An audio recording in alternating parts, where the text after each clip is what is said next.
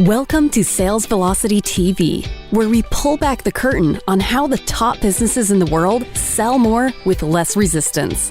Bringing over 50 plus years of combined sales experience and over 100 million in revenue generated, please welcome the hosts of Sales Velocity TV and two incredibly entertaining gentlemen, Andrew Cass and Aaron Parkinson.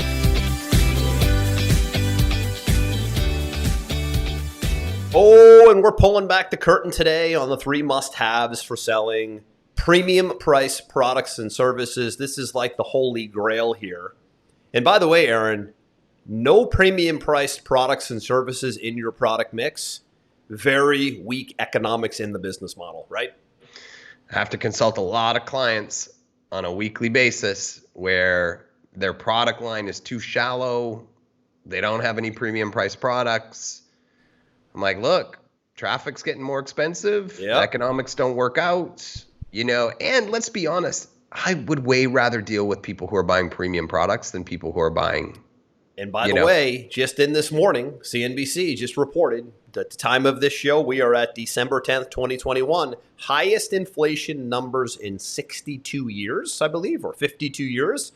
So if you're not in a premium price product and service scenario, you need to get into one because you're going to need to offset the high cost of everything in society these days. And the funny thing about inflation, Aaron, which a lot of people don't realize, they're just, I guess, we're as humans optimistic by nature, is when inflation takes a big jump up, it doesn't usually go back down. It usually just levels out. So this becomes like a new normal, which kind of sucks for all of us because as we've seen food prices and gas prices and home prices and stock market prices and everything just inflate, normally it just levels out. It doesn't go back down and take a massive dip all that often. No, I was so that's what we need to be thinking about here as business owners. I was looking at a report, a real estate report in the U.S., I don't know, maybe a week ago, and it said the expectation is based on the statistics right now that by February, the rocket ride of appreciating real estate is going to come to an end and it's going to level out. But the expectation isn't that it's going to drop back down. The expectation is that it's just going to level. So that's my point.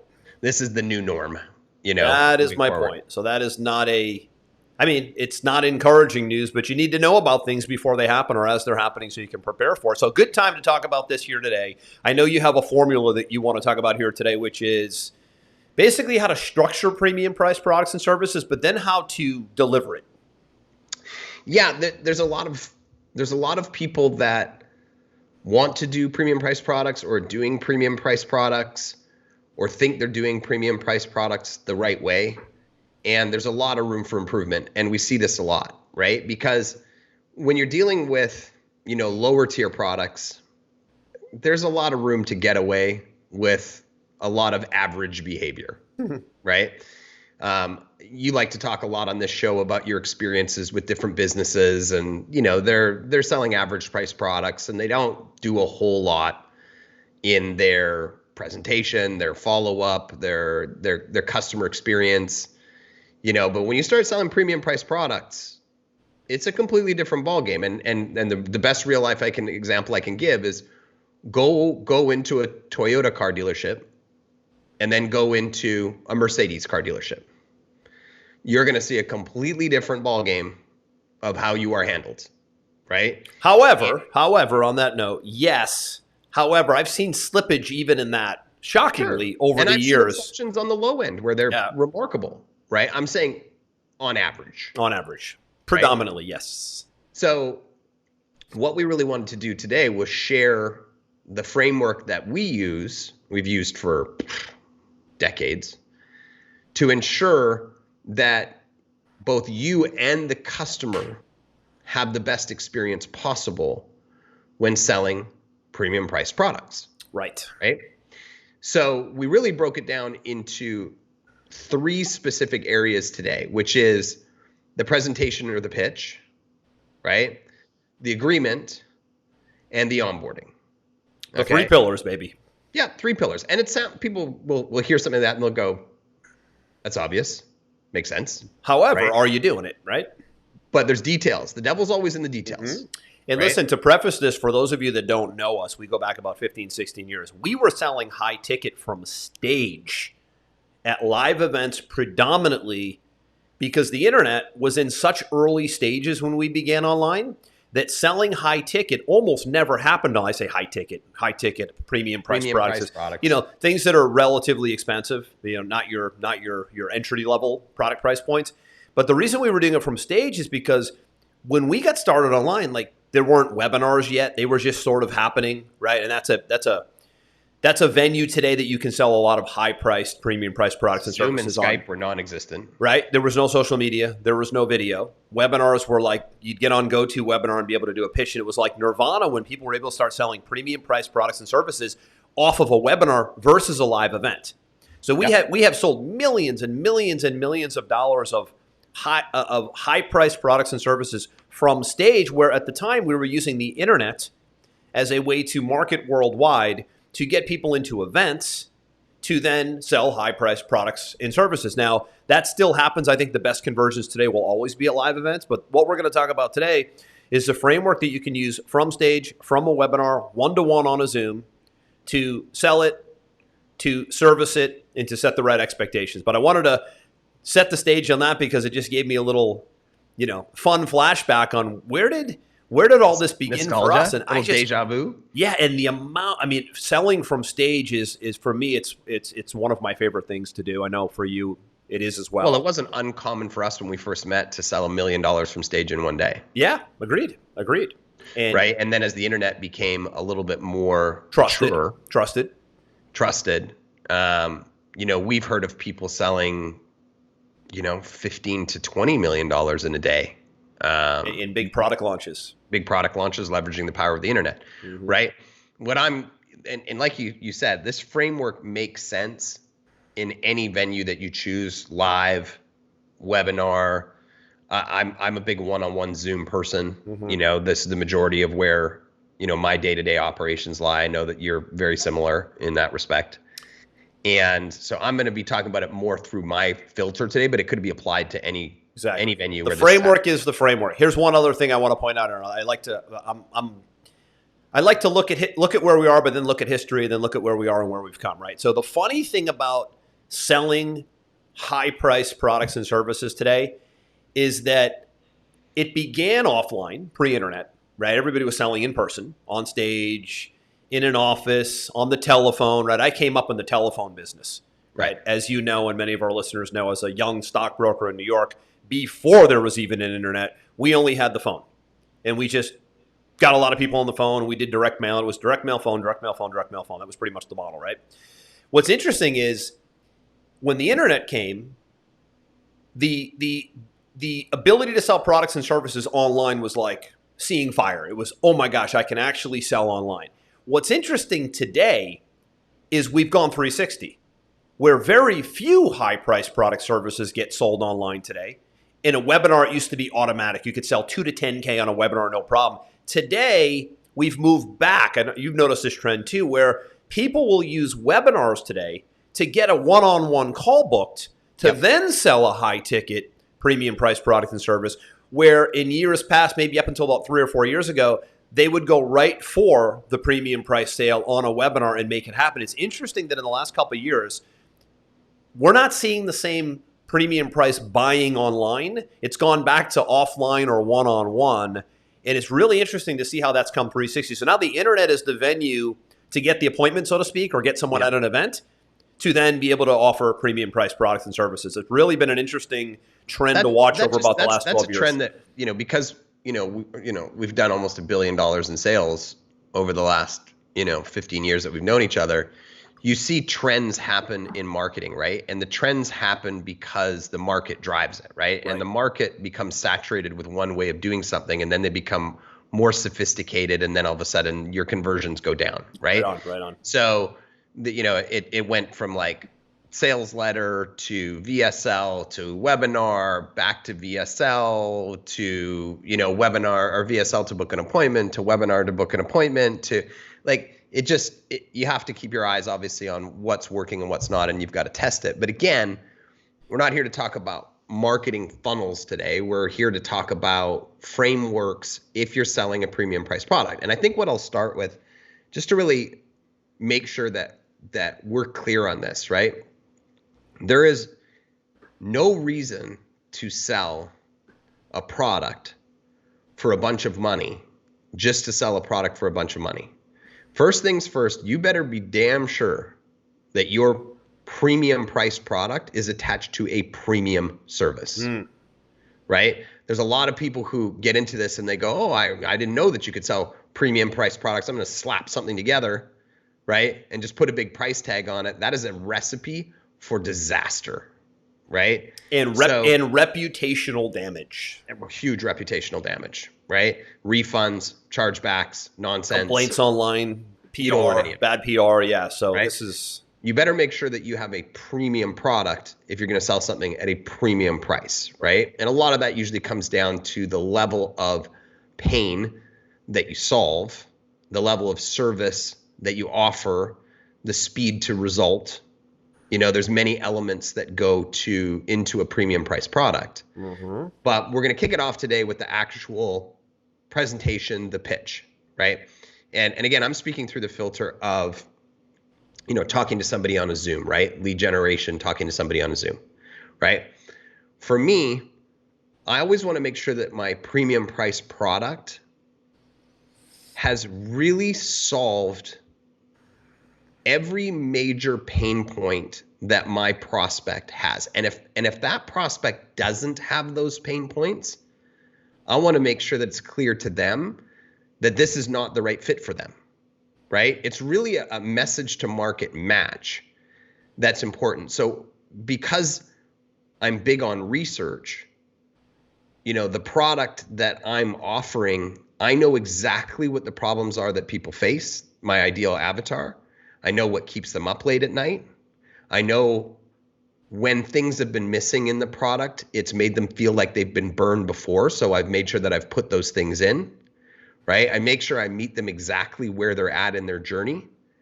So every time I open my mouth and I explain what I have, they're checking these boxes in their head. Yes, this solves this problem. Yes, this solves this problem. Yes, this solves the issue I had with the last person who said they can solve this problem. Yes, yes, yes, yes, yes. So by the time I actually get to the price, they're so pre-sold emotionally on me, and I've done enough research and work in developing the product that the value seems like it's double what I'm charging, right? And in many cases, when I tell people the price of what I'm offering, they go, is that it? Right? And our, you know, my commitments with the clients that I'm speaking at or speaking with, you know, they start at 50,000. Right? So a lot of people in their mind would say, it starts at 50,000? And they'd say, there's no way that somebody could come on to a Zoom with you and say, is that it?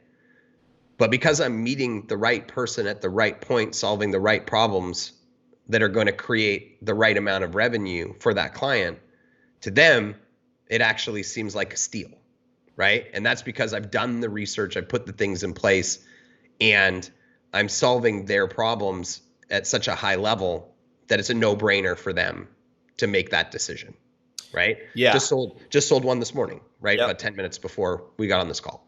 Right? Yeah, and the thing I want to point out about the presentation piece also is what that's called is getting into agreement with your prospect throughout the presentation. So very few do that. They like to jump right to the solution and all the reasons why this is the best. And, you know, financial services does this like better than anyone. We've been in business 60 years. We're licensed with this, and this, and we. And it's all about them. But the real, I don't know if I want to call it a technique, but the real way to communicate and persuade is to get into their head and get into agreement with them that you can solve that problem. And this getting into agreement piece is such an important piece of any presentation, because if you're not in agreement, then it's going to be just, you're going to be butting heads all the way through, or you're going to get a whole bunch of I need to think about it, and that means never, right? So the getting into agreement, like you said, the yes path, it's called the yes path too, like really connecting and getting into agreement with the prospect and making sure you're on the same page leads to a really high conversion rate on premium price products. Yeah, and I would support that with the other side of it, right? Which is that a lot of people, when they're doing premium price sales, they will overpromise and underdeliver. Yeah. Because they're so excited to make the sale. It's a rookie mistake. Yep. And so when I'm having these conversations, because that's what they are, they aren't sales pitches. I have consultative conversations to see if they're the right fit for me and I'm the right fit for them. And what I'm offering is the ideal match. There's at least one or two instances in these conversations where people say, okay, great. Do you do this too? Do you do this too? And the rookie mistake is people go, yeah, absolutely. Yeah, we do that too. Or yeah, that's included. I'm very clear. We do not do that. We do not do that. We do not do that. We do not do that. Or they'll try to take me down a path of, can we do this any faster? Because part of my presentation is it's going to take 30 days to do this, 30 days to do this, 30 days to do this, 30 days to do this. And they'll say, well, but I've got this outstanding circumstance where I need to have this done by this day and I need to have this done this day. Get the occasional 911. Everything, yeah, 911, right? And again, because so many people want to make the sale, all of a sudden they'll find themselves in the placating game or the breaking their own SOPs game. Yeah, we could expedite that by a couple weeks and we could rush that and we can rush this. And first off, in my opinion, what that does is it actually brings down your level of credibility because they know in the back of their mind, you're already breaking your own rules. Right? So in their mind, they're going, okay, for a second, this person looks super organized and they had their processes and it's their way is the right way. And all of a sudden now they're willing to do it my way. And that conversation in the back of their head is going, okay, now this feels like a sale, right? Yeah. And for me, I'm like, no, we're not going to rush that. We're not going to do that in that timeline because this is what has to happen to get the result. This is what it takes. This is the amount of people it requires. And subsequently, this is what it costs. Right.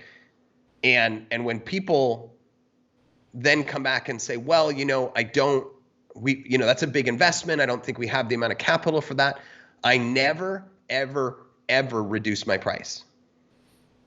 Right. Okay. That's a lie. There have been very weird, rare exceptions where I thought somebody was so much of a unicorn. I've given them a discount for a short amount of time, but I've said they have to pay it on the back end. So I'm not losing money, but maybe I've moved the money around a little bit, right? But for the most part, if they can't afford it, I would never reduce the cost on my services to fit them where they're at. I simply tell them their business isn't at a mature enough level yet to justify the investment of working with us. And I would love to work with them. I'm wholeheartedly willing to commit to that, but they probably need to come back in 6 months. And you have no idea how many people have appreciated that honesty that I would tell them that. And I would tell them, I don't want you financially stressed out. I don't want you looking at the bank account every single day because of me. If that's going to be the position that you're in today, I don't want to work with you right now. Come back to me in 6 months when you're at that point and you can make this investment in your business with a clear conscience and not be panicky. Because if you're panicky, you're going to make me panicky. You're going to freak out my team. All of a sudden, they're going to start making mistakes. It's going to be a toxic environment. Right. I don't want it. Yep. Right. And listen, it's a good position to be in when you can actually deter or turn people away. Push prospects away, right? If they're not qualified. I mean, very, very, very few business owners today, unfortunately, are in a position where they cannot take the business. And I think that becomes a very liberating position to ultimately be in when you don't need the business. You want the business, and you can be selective with who you choose and who you do business with. That's where you want to get to. Hopefully that a lot of the advice we give on this show will get you there. Yeah, and I think that you have to. There's a piece of that where you're correct. Like you've got to earn your way into that position, but that doesn't change the fact you graduate into that spot. But it doesn't change the fact that you should never be making commitments of things that you can do just to make the sale, right. Especially if you can't do them, because you will be exposed very quickly, especially when you're talking about premium products. When you sell premium product, the level of expectation of what you're going to deliver is way up here. You better do what you said you were going to do. You better do it in the timeline you said you were going to do it. You better under-promise and over-deliver. Yep, agreed. Right? So you have to have very clear expectations set with the prospect of what you do, what you don't do, when it's going to get done by, what the outcome should be expected, who's going to be involved, What are the next steps? This should all be crystal clear in your mind and mapped out to the prospect before you make the sale. And what I tell my team, as you're well aware, Andrew, is that the moment that a prospect asks me what happens next, we have failed. So what you're saying is a step ahead is key. You need to be a step ahead. You have to know all the things they're going to worry about, all the things they're going to be expecting, have it crystal clear laid out, and make sure that you follow through on every single item. Because if you don't, people start freaking out. Yep. Because they just invested a huge amount of money, and all of a sudden what you said was going to happen isn't lining up with what you said was going to happen. Yeah, the congruency piece is huge, right? Oh my goodness. Right? So I don't know if there's anything you want to add to presentation, expectations, flow, market to message match. We could do a whole episode on this. The only thing I want to say is to piggyback off what you just said, is setting expectations is the two words I want to leave you with here on this particular segment, is making sure the client, the member, the customer knows the next steps, right? Setting expectations so there's no ambiguity will just eliminate so much drama and stress. Because like you said, that's a trigger that there might be breakage in the process somewhere. If somebody goes, okay, we did all this, now where do we go from here, to your example, right? Oh, that is a nightmare. But this is a big tip, right? This is a big tip. So if that happens along the way, that means there's a hole you need to plug. Good to know, right? It might happen once in a while. I mean, there's no perfect process, and that's why processes evolve. That's a great trigger point for you to say, how do we close that hole so that somebody doesn't ask at this point again, right? Yeah, and you're, like you said, it's a process, right? We've had to look at repetitive issues, and if it happens more than 3 times, we figure out how do we fill this void so that it doesn't happen again. It's a process, right? Yeah. And part of that process is pillar number 2. There we go. Which is, if you're going to sell premium price products, you need to make sure that you have an airtight agreement, right? So some people, they'll do the purchase first and then they'll send the agreement, and some people will do the agreement first and then they'll do the purchase, right? There's pros and cons to both, but either way, there has to be an airtight agreement. A proposal and an agreement is how I like to combine them together, right? And the reason why you need to have this is that if your message to market match is on point, like we just talked about, and you actually have the solution, then what happens with the prospect is, in the presentation or in the sales call, inside of their heart and inside of their mind, they are celebrating. They may not show it to you, but they are so excited that they found you. And it's a relief. When you buy a solution, it's a relief. It's a huge relief, right? And the key is, can you keep that relief level, that excitement level high? Well, I was actually going to go the other way, but your point is valid as well, right? Is think about the last time you were just so excited and you were in a conversation with somebody, and when your vibration's super high and you're like, blah, blah, blah, and then we're going to do this, and then blah, blah, blah, and then we're going to do this, and blah, blah, blah. What ends up happening often is you forget the actual details of the conversation because you were caught up in the energy of it. Yep. Right? And this is what happens with a lot of prospects, is they're so excited about your solution. They met you, you got their thing that they need, that you're telling them what's going to happen next, and you're telling them what's included, and it goes in one ear and right out the other because they're vibrating at such a high level, right? So this is where you got to have an airtight agreement. And the airtight agreement's got to be like, this is what we do, this is what we don't do, here's the timelines of when it's going to be executed, here's what's going to happen if something goes wrong, here's what's going to be the expectation at the end, here's things outside of scope, here's what they would cost if we go outside of scope, here's how you reach out if you want something else. Like, you literally have to think through every single detail that you talked about and what you include and what you don't, and you have to put it in front of them again so it is crystal clear exactly what you talked about, so that when they start to come on board, and inevitably this happens almost with every client, they go, well, I thought you said you did this, or I thought we were going to be able to accomplish this in this timeline, or I thought this, or I thought this. You can say, I understand the question, or I understand the concern, right? If you think back to the first conversation we had, I said this, and this. Here's the agreement. where it said, reiterated the same thing, this, and this, right?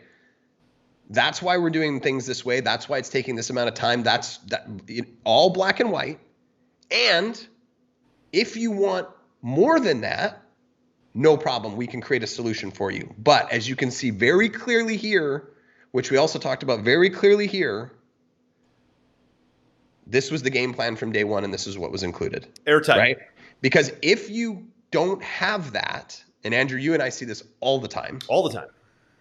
They will say, but your salesperson said this, or you said this, or your material said this, right? And now you're in a he said, she said game, which is number one, why you should always record your calls. But it's a he said, she said game. And then people get emotional and they get defensive and they get weird, right? We laid it out here, step one. Then we gave you the agreement, step two. As you can see crystal clear right here, this is what we said we're going to do. This is what we're doing, right? And if you want more, I'm happy to create an additional proposal for you to do more. And it just stops the drama right in the tracks. Yep. That's That's airtight. And very few are airtight today. Very loose today. A lot of looseness today. I can't tell you how many people are selling premium products with no agreement. Oh my gosh. This is a really important piece, is the airtight language, agreement, contract, however you want to term it. And it just goes back again to expectations. Yep. It's just reinforcing what you said in black and white. Everybody's signing it. Everybody's on the same page, right? So that there is no ambiguity in what's going to happen next, what's included, what's not, who's responsible for what, et cetera, et cetera, et cetera. Yep. Can always resort back to it. You can always resort back to it. I mean, Andrew, how many times have you and I run into that scenario where someone says, I thought you said it would be done in this amount of time, or your salesperson said this was included, or blah, blah, blah, blah, blah. And then the agreement states what was said. Yeah. Yes, understood, because we have them. But how many times have customers gone off the rails saying to us, I thought I was getting this, or I thought I probably see it happen. I mean, you just redid our agreements, right? So for Pipeline Pro, for our done for you services, which is it's always good to audit these things yearly, biannually, right? Sure. We just did that probably the second time in 2021. So twice a year, look at these things, maybe once a quarter. Right. And I probably see it happen like 1 out of 10 clients, 1 out of 8 clients, where they might think they get something that wasn't in the presentation and or the agreement. Happens. And how so what is that? Is that's 15, 20% of the time? That's a big number. But that's a lot of people, right? And how confident and sure of themselves are they that this is what I was promised? You can almost not have a rational conversation with them because they're so emotionally charged about it, which is why you have these things. And you even get the random person who throws something in that was actually never even said, which I think is comical at times. Right. So be prepared, right?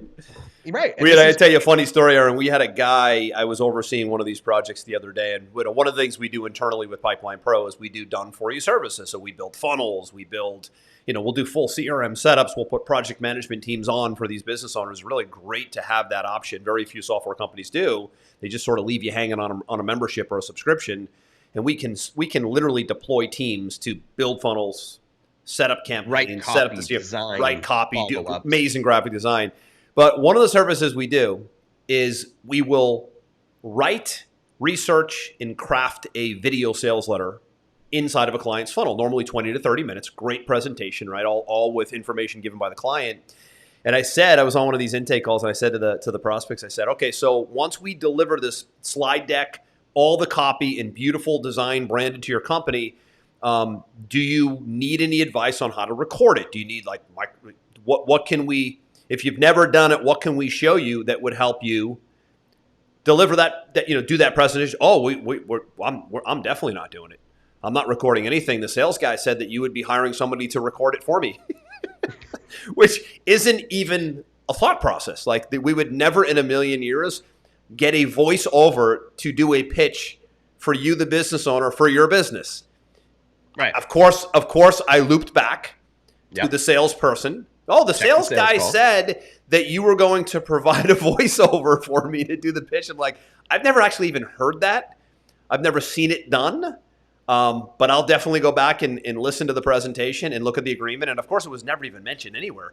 Sales guy didn't even mention it. Naturally, it's not in the agreement because it's not done. So that happens at times too, which is interesting. Is the total Hail Mary to see if I can get something done. And you know what? If that happened 3 or 4 more times, then there could be a hole somewhere. Yeah, we would go into the agreement and bold, or go into the sales pitches and say, guys, is there like some sort of like, are you slipping in a service that doesn't exist? So this is, you and I talk a lot about auditing things in the sales process. That's, again, if something comes up more than once, what is the saying? Where there's smoke, there's fire. If it comes up a couple times, look at that. There might be a hole, or there might be a script, or there might be a message off somewhere. Or there's just something you can put in, like maybe you underline in the agreement, we will not record your presentation for you. You will be required to record the voiceover. You might have to add a layer of protection there, right? I can tell you that will be the first and the last time I ever see that. It was just a kind of a cute story, if anything. See. Right? We'll see. But if I hear it a second time, then I might actually add an agreement. To your point here, Aaron, is when we craft the presentation and design it and make it perfect, we will not be recording it for you. That is on you to record or hire somebody on your team to do. Absolutely. You wouldn't think you would have to say that, but hey, maybe you do. The point of this conversation here today is maybe you do. But the more I's you have dotted, the more T's you have crossed, the cleaner, smoother, better of an organization and process you have. And that's really what we're after here. Selling more with less resistance means all I's dotted, all T's crossed. But it doesn't mean an I becomes undotted once in a while. It doesn't mean that a T can't become uncrossed once in a while. That's normal. It's an evolution. Or a letter just gets added into the alphabet that you didn't know existed, so you got to deal with it. Right. Right? Right on. Right on. So, yeah. So we got 2 pillars here, right? Right? We've got airtight agreement, right? Yes. Crystal clear on expectations, right? Now, and this is where so many people drop the ball. And this is one of the things that you tend to rant on because it drives you crazy. This is where the rubber meets the road, baby. Right? You've sold the prospect, they've signed the agreement, funds have exchanged hands. You've already bought your bottle of Dom Perignon. It's already been delivered. Right? You're toasted. And so many businesses think that the job is done. Hence the Dom P. Right? Disastrous. Right? The moment that prospect sends you funds, they start sliding off a cliff. Now the buyer's remorse and the fear start kicking in bit by bit by bit. Did we make the right decision? That was a lot of money. Are these guys the real deal? I was really excited Monday, but now it's a Wednesday and I'm not so sure. Yeah, I just got another bill in the mail. By the way, human nature. My car broke down. Human nature, Aaron. Absolutely. Human nature. Buyer's remorse, humor's nature. Don't take buyer's remorse as an insult. It's human nature. We always question something expensive that we buy, even if everything was done right. So now we need to attack. Because the excitement wears off. We need to attack keeping engagement, excitement, and enthusiasm high. And that's where we start talking about onboarding. Right. Speed to lead in your onboarding is everything. Right? Clear. So this is how crazy you and I are, right? We give the presentation. Then we do the airtight agreement. Then first day we bring a prospect into our project management system, Basecamp, and we post the schedule again. The very first day, this is what's going to happen. Here are your timelines. Right away, introduced to an onboarding specialist. Very first day, that person is reaching out to them immediately, connecting with them live. A lot of on the phone, by the way, not just email, hiding out. A lot of outbound calls to make sure you got the email. Did you get the text? Do you have the login? That's what very few do, which makes me irate, as you know. For a quick tour of what you just got access to. The good old-fashioned telephone, now Zoom link, right, is big. Right? Where that person feels, this is the key, where that person knows you're a business that serves multiple clients at a time, but feels like they're the most important client to you at that moment. Mm-hmm. Right? They know what's going to happen next. They're communicated with right away. They're given an outline of their next steps. They get shown where, if they have any questions, they can reach out at any time. They're white gloved through the process.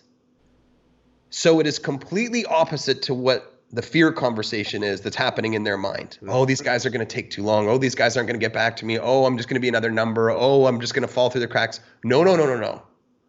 White glove service to support your purchase. And what we find, Andrew, is that it takes about a week of that white glove service before they finally go to just settle to what I call just to settle down nerves. Just to settle down the nerves and go, okay, I really. And by the way, on that point, so think about your premium price products and service, right? Yep. What that whole week, let's call it 7 to 10 days. 7 to 10 days should be mapped out like an assembly line. Here's what happens on day 1. Here's what happens on day 2. Here's what happens on day 4. Here's what happens on day 6. Maybe it's something every day. Maybe day 1 is a phone call. Maybe day 2 is a scheduling. Maybe right. So if you have a checklist, I always use the analogy of when a pilot takes off and turns that plane on and seals those doors. You and I both know there is a very clean, clear checklist of probably 16 or 17 items that have to take place for that plane to get up to its altitude, ideal altitude, right? It's the same concept. There's no way they're winging it. They probably memorize it, of course, but at some point it was a diligent template with multiple points, checkpoints that they go down one by one, never deviating, right? Well, and not only do I agree with you, I want to give people real world numbers to back this up. So one of the companies that I own, we spent a year improving our onboarding process because we saw holes. We were getting asked what's next all the time. We had questions, et cetera, right? To where now it is so high touch and so organized and so streamlined that in the last 12 months alone, that company has generated $200,000 in referrals, all within the first week of the client coming on board because they were so blown away with the onboarding process. And they didn't even get a result yet. They hadn't even got a result yet. This is the onboarding process. They were like, you guys are so on top of this, so professional. I felt so taken care of that I had to refer you to my other friend over here who has XYZ challenge. Would you be willing to speak to him? Absolutely, I will. That's incredible. From the onboarding process. That is incredible. That's a huge win. Huge Now win. imagine if they get them a result. That's another layer. Oh, I mean, that's where everybody gets their referrals from is they go, oh, well, I have to get the result first before somebody would send me a referral. No. Just the experience that you deliver and how you take care of people in the beginning is often enough for them to give you a referral because you have underpromised and vastly over-delivered on the experience. Right on. Right? Yep. So I just want to support that with a real-world example where I take pride in the fact that people message me constantly and say, man, this onboarding experience has been amazing. Your team is on it. And I'm like, God, that makes me feel so good because it's 90%. Like if you're good at what you do, you know that you're going to get the result. But that first piece is so critical to calm the nerves, to get the person in the rhythm, to reduce the buyer's remorse, to get them bought into your process. It is, and if you don't, they question everything from that point forward. It's the old, you don't get a second chance to make a first impression. It's the courting piece. You are courting, right? The relationship. That's a great word. You already made the sale. You're still courting for at least the next 2 weeks. Courting process. It's like any relationship, male, female, prospect, customer, right? I mean, things don't really, it's a psychology of psychology, right? Yep. Courting, onboarding, all part of the same psychology. Hold on one sec. What do you got? You have a contractor there at your house? Nope, son walking in the door. During Sales Velocity TV, unexactable. That kid is grounded. That kid is grounded, and if you don't do it, I will. Should I 11 to 12 Fridays? You got to be kidding me, pal. Yeah, he just rolled in with his iPad. He was probably going to ask me if he could buy a video game or something, and I was like, no school today. Beat it. We actually, I don't know if we want to go off on this tangent, bro. I know this will send you into a deep. We pulled all of our kids out of school 10 days early because we're coming to the US to Scottsdale for Christmas. We had to cancel our travel to Canada because they changed all of the testing protocols, and it was a big gamble. Canada's a nightmare. Whether we would even get in or not. Yeah, right? Canada's full on dictatorship. Yeah, so I just canceled the whole thing and moved it all to Scottsdale. But I didn't even know. There's still 5 of us that got to pass a PCR test leaving here to get into the United States. So you're just trying to keep it simple? We basically quarantined the whole family for 10 days because I'm like, that is a non-refundable big commitment to the United States. So they just cut out of school a little bit before the end of the year. Yeah, I just took them out early. I thought when you said took them out, they were out for good. I was like, that's a whole different show. No, I just pulled them out early before Christmas because it just reduces the chance of one of us popping before our trip. Yeah, that makes sense. But it's funny. Aaron and I have 2 sons almost the same age. My son is my son's 1 year older or 1 year younger? My son just turned 10. Okay, so my son's about to turn 11 in 2 weeks, so he's 1 year older. That's funny. Yeah. I have an 11 about to be 11. You have a just turned 10. They're almost exactly a year apart. So I've got it's 10, an interesting age. The 10-year-old age is interesting, man. It's like they're kind of at that transition point between being a little kid, your little baby, to are we like pushing adolescent here? I don't.